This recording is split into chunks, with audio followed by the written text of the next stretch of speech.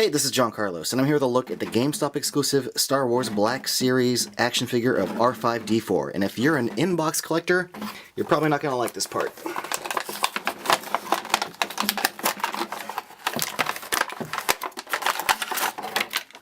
Going back to when I was a little kid, I've always been rather fond of R5-D4. Obviously, I like R2-D2 a lot more because he's a main character who's featured in the movie for more than just like 2 minutes. But I was always fascinated by the fact that there were other astromech droids out there and that he had the same body as R2 but had a different paint job. Just the bigger world of astromechs always interested me, and I always thought that R5-D4 had a really cool, unique head. This is not our first R5 in the Black series. There was that Toys R Us exclusive 3-pack that included that red astromech, but here we've got this one with the traditional R5 color scheme that we're used to from A New Hope, and I think it looks great. One little bummer I have is that the neck area is achieved with a sticker, which I get for this sort of effect. You're gonna probably have to use a sticker, but I just worry about, you know, over the years whether this is gonna start to peel off, because sometimes stickers peel off plastic over the years.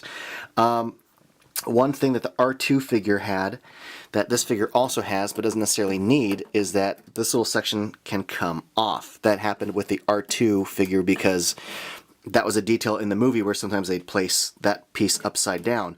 Here it's just sort of on there, and well, that's fine. I mean, it's a neat little holdover from the previous R2 figure. Although the paint on it does extend. You know, the original R2 had white on the edges. This has a full blue. The body, though, speaking of paint, really strong because it includes all this dirt, and that dirt reads really, really well. I'm actually really impressed with how Hasbro has managed to convey that dirt, because sometimes it could just read as like little brown patches, but this really does feel, I don't know, kind of filthy. You can even see it on the head there. There's a little more splotches. The silver sections of his little, I guess what we consider eye ports, look good. The red line going around the top, the two red lines look really, really good. The silver is really clean on the head.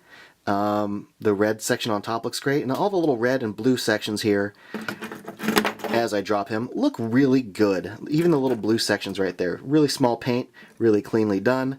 I really, really like how this turned out. Even the cables on the feet are good. Articulation on this is pretty basic. We've got the hinge at the feet there, the hinge at the top of the leg, and then we have the swiveling head, which as you twist causes his third leg to come out, which has its own little hinge. Oh, that is really tight. Good lord, there we go. You can position them that way, and that they've all got the wheels underneath, so it can actually roll if you want it to. Look at it go. So yeah, I really dig how this turned out a lot. It's still got the same things that R2 has, the little nooks and crannies, although it's kind of hard to pry. There we go, if you kind of shake it down, those two little thingies come out. Again, he doesn't use them in the movie. All he really does is roll, and then his, you know, motivator explodes. But still, if you're an R5 fan, the fact that he has all that stuff is nice. I think he looks absolutely great standing here on the tabletop.